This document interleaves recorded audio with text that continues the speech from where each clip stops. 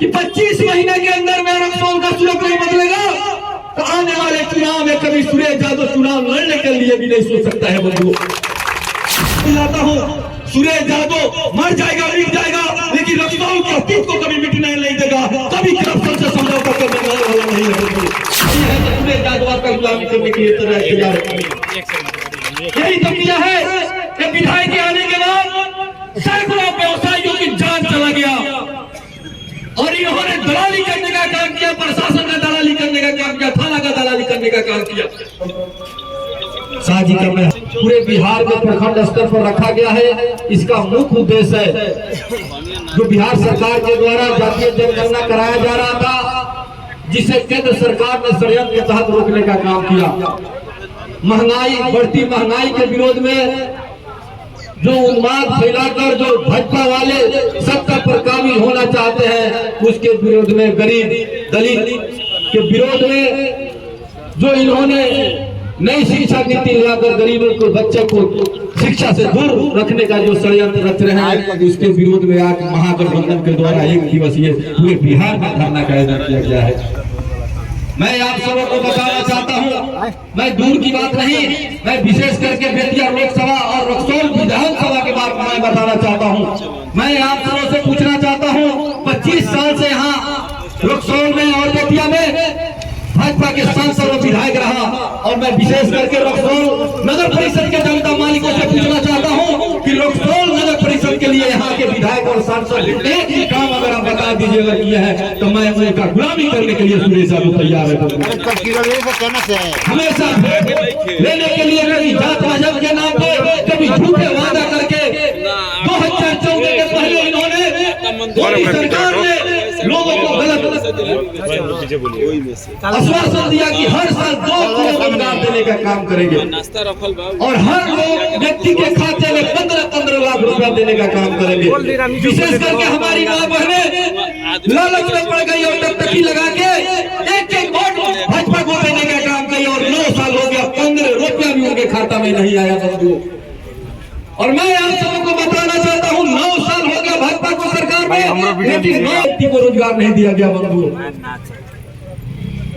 आज फिर से वो भाजपा अपनी रंग बदलकर कभी जाति के नाम पे, कभी पुलवामा घटना करा के सत्ता में काबिल होने का काम किया। आज रंग बदलकर साधु संत के भेष में आरएसएस वाले आकर हमारे और आपके बीच में भर पैदा कर फिर से सत्ता में काबिल होने का प्रयास कर रहे हैं। बंधुओं, इसलिए आज सामाजिक न्याय के मोटा माननीय लालजी के निर्देश पर और विकास बिहार के मुख्यमंत्री नीतीश कुमार जी के आदेश पर और बिहार के उप मुख्यमंत्री तेजस्वी यादव जी के आदेश पर और महागठबंधन के आदेश पर पूरे बिहार में भाजपा के विरोध में महागठबंधन के तरफ से 1 दिवसीय धरना का आयोजन किया गया है। बंधुओं, इसलिए मैं आप सबों से अपील करता हूँ, ये भाजपा के झूठे जाल में नहीं फंसना है और आने वाले 2024 के चुनाव में महागठबंधन से जो भी प्रत्याशी है,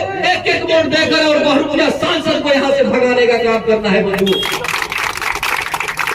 और 2025 में महागठबंधन की तरफ से जो भी रक्सौल विधानसभा से प्रत्याशी बन गया, एक वोट देकर रक्सौल को बचाने के लिए हम लोग को बहुरुपिया विधायक को खदेड़ना है। बंधुओं, मैं पूछना चाहता हूँ भाजपा के लोगों से और विशेष करके यहाँ के स्थानीय विधायक से, 3.5 साल हो गया आपको सत्ता में आएंगे, रक्सौल के एक ही काम बता दीजिए कि अगर किया है तो सुरेश यादव का गुलामी करने के लिए तैयार है।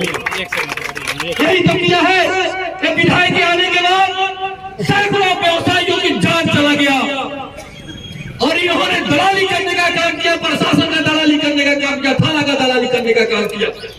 मैं जानता हूँ महागठबंधन की सरकार है और सरकार वो अपना नीति तय करती है, लेकिन जब धरातल में आके कुछ भाजपा अधिकारी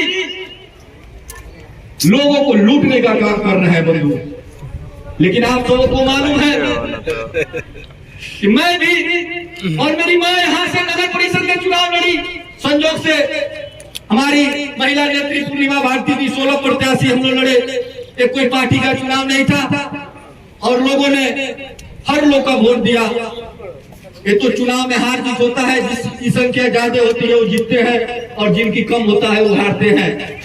लेकिन मैं आपको बताना चाहता हूं, चुनाव लड़ने का मेरा उद्देश्य नहीं था कि मेरी मां सभापति बन जाए और रक्सौल का मैं सभापति बनकर और लोगों को बहुत जांचने का काम करूं। मेरा उद्देश्य था कि 25 साल से जो सांसद और विधायक यहाँ पर काबिज होकर बैठे हुए भाजपा को, उसे मुंहतोड़ जवाब देने के लिए जब मुझे एक पद मिलेगा तो मैं अपने कामों के कि 25 महीने के अंदर मेरा रक्सौल का सूरत नहीं बदलेगा तो आने वाले चुनाव में कभी सुरेश यादव चुनाव लड़ने के लिए भी नहीं सोच सकता है बंधुओं। और आप सबको मालूम है कि 4 महीना हम लोग के जीते हुए हो गया और हम लोग चाहते हैं कि रात दिन काम हो रक्सौल में। अभी तक हमने 10 करोड़ का योजना लेने का काम किया, लेकिन यहाँ के भाजपा और सांसद रोकने का काम कर रहा है यहाँ के कुछ कर्मियों से मिलकर बंधुओं। शुरू से नगर परिषद लूट का अड्डा बना रहा, लेकिन मैं आपको विश्वास दिलाता हूं सुरेश यादव मर जाएगा, मिट जाएगा, लेकिन रक्सौल के अस्तित्व को कभी मिटने नहीं देगा, कभी करप्शन से समझौता करने वाला नहीं है। अगर मेरा नियत गलत रहता तो 5 महीना के अंदर में करोड़ों रुपया मेरे पास पहुंच गया रहता, लेकिन सुरेश यादव ईमान और धर्म को बेचकर, सबसे पहली माँ और बाप से बड़ा कुछ धन नहीं होता है। मैं अपने माँ का प्रतिष्ठा बेचकर रुपया कमाने नहीं आया हूँ बंधु।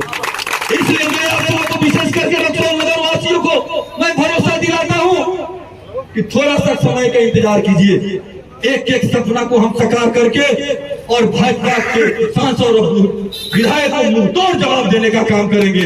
और मैं खास करके आप सबों से पुनः फिर आपसे अपील करता हूँ, 2024 में महागठबंधन की जो भी प्रत्याशी आए उन्हें एक एक वोट महागठबंधन को देकर और महागठबंधन के प्रत्याशी को जिताने का काम कीजिएगा। मैं आपको भरोसा और विश्वास दिलाता हूं, जब महागठबंधन के यहाँ सांसद होंगे तो रक्सौल, विशेष करके रक्सौल विधानसभा का चौतरफा विकास होगा।